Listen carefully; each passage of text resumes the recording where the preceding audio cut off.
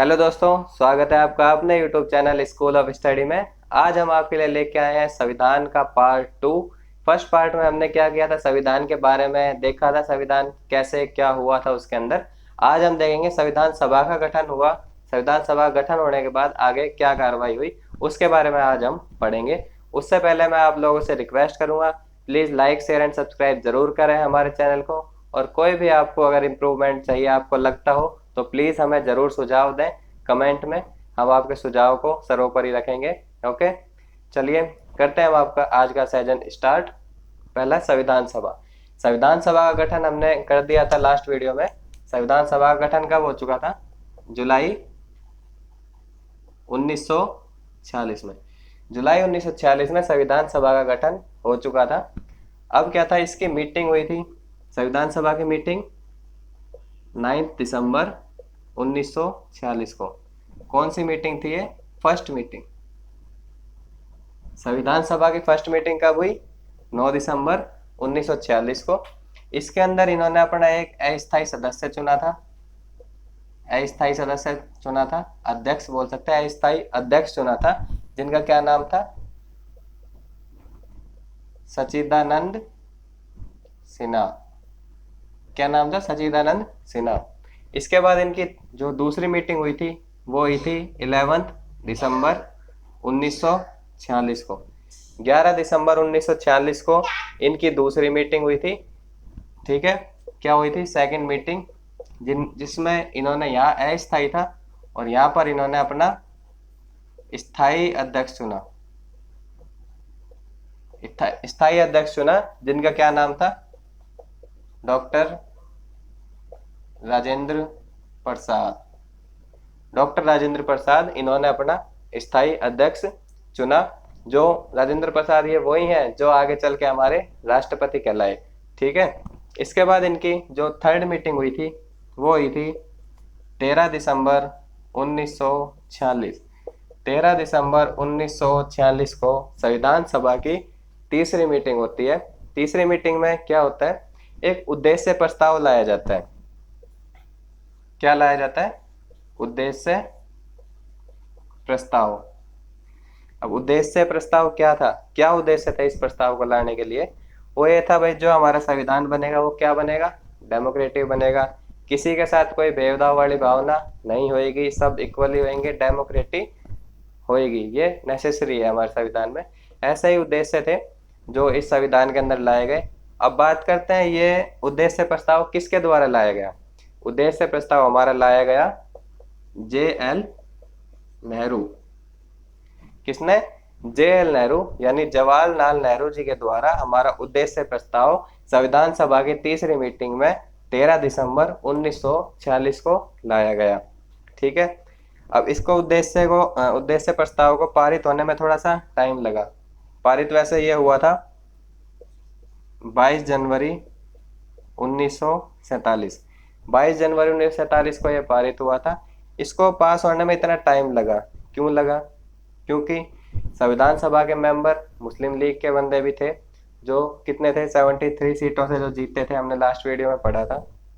ठीक है, अब वो बंदे क्या थे, उनकी जो वो एज ए माइनॉरिटी वो रह गए, उनकी संख्या थी वो कम थी, और वो यहाँ पे देश को विभाजन के लिए बात करने लग गए, और इसीलिए वो संविधान सभा को अटेंड बहुत ही कम किया करते थे।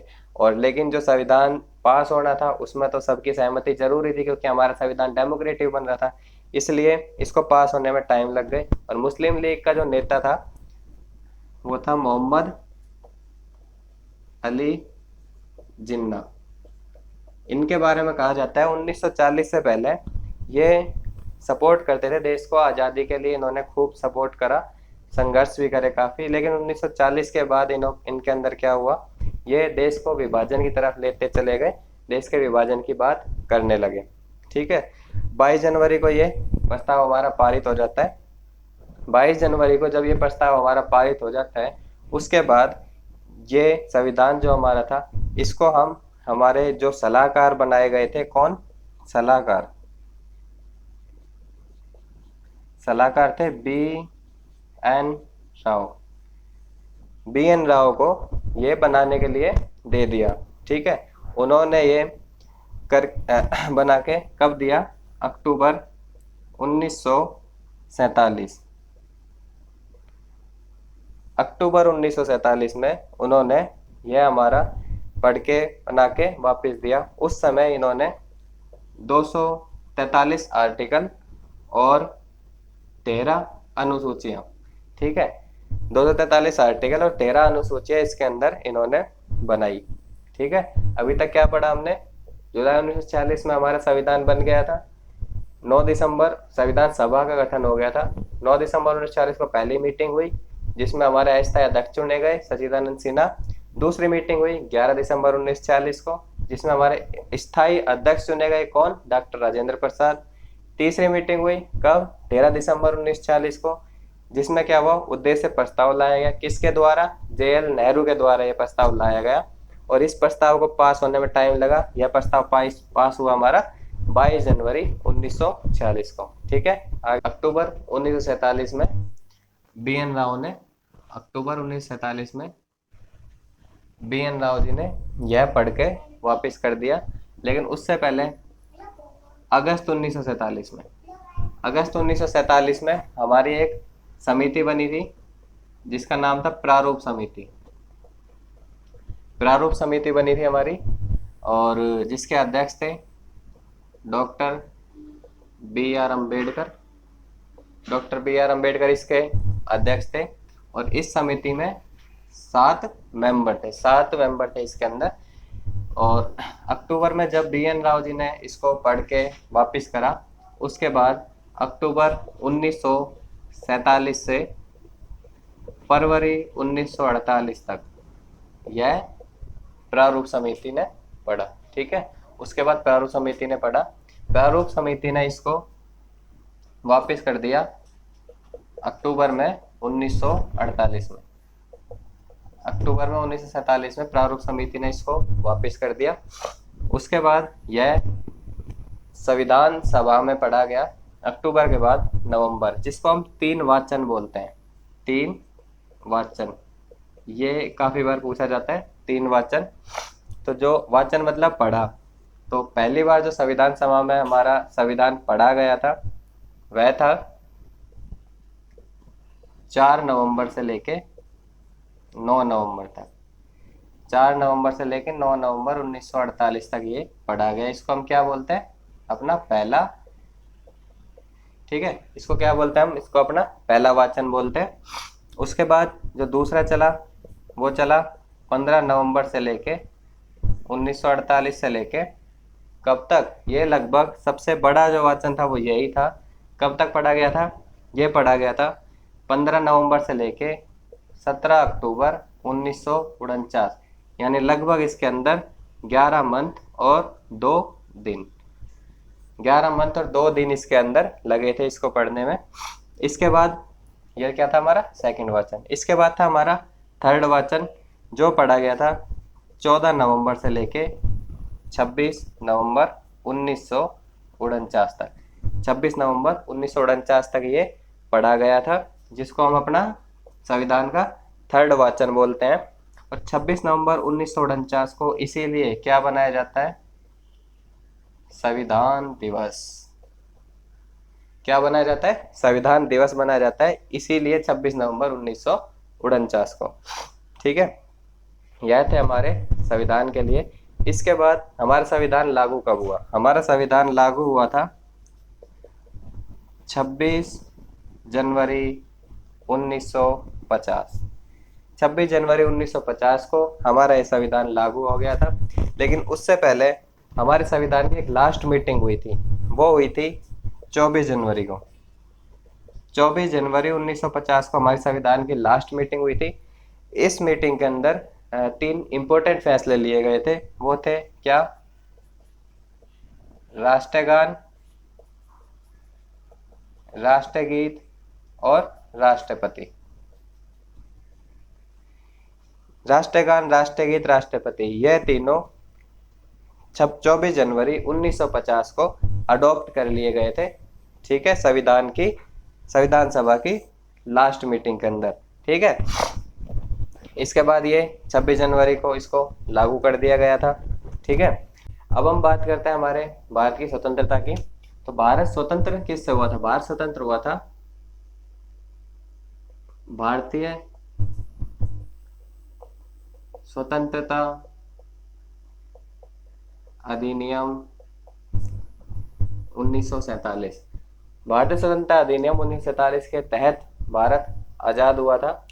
भारत आज़ाद हुआ उस टाइम 14 अगस्त और 15 अगस्त। 15 अगस्त को तो भारत को आज़ादी मिली और 14 अगस्त को पाकिस्तान को आज़ादी मिली, क्योंकि भारत दो हिस्सों में बट गया था। भारत दो हिस्सों में कैसे बटा था उसके बारे में देख लेते हैं। भारत दो हिस्सों में बटा था माउंट बैटन योजना। किसके तहत? माउंट बैटन योजना के तहत भारत दो हिस्सों में बटा था। कौन कौन से में? इंडिया और पाकिस्तान में।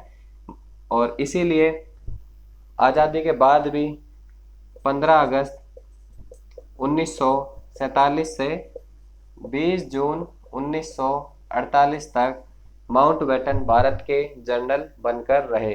ठीक है, इसीलिए उसके बाद 1948 के बाद भाई भारत में पीएम बनने की थी। भाई अब भारत का पीएम कौन बनेगा? तो इसके लिए जब भाई तो वोटिंग हुई इंटरनली, उसके अंदर जो सबसे ज़्यादा हुआ कि भाई जो सबसे ज़्यादा मत थे वो सरदार पटेल के लिए थे कि सरदार पटेल को भारत का पीएम बनाया जाए। लेकिन सरदार पटेल ने यह स्वीकार नहीं करा। उन्होंने इस चीज़ के लिए मना कर दिया, क्योंकि वह इस थिंकिंग के थे, वह यह चाहते थे कि जो भी भारत का पीएम बने वो आने वाले 10-15 सालों तक बनकर रहे और देश के लिए काम करे। और इनकी उम्र थी अप्रोक्स 73 के आसपास की थी। इनका जन्म 1875 में हुआ था। इसलिए इन्होंने कहा था कि कोई ऐसा बंदा मिले जो आगे आने वाले 10-15 सालों तक चल सके। इसलिए पीएम पद के लिए चुना गया किनको? जवाहरलाल नेहरू को। इसीलिए जवाहरलाल नेहरू को पीएम पद के लिए चुना गया और इनको देश का दूसरा पद दिया गया, वो था गृह मंत्री। वो क्या था? गृह मंत्री। ठीक है, ये था आज़ादी के बाद। अब एक और देख लेते हैं। हमारे जो बड़े प्रांत थे, बड़े राज्य थे, पंजाब और दूसरा था बंगाल।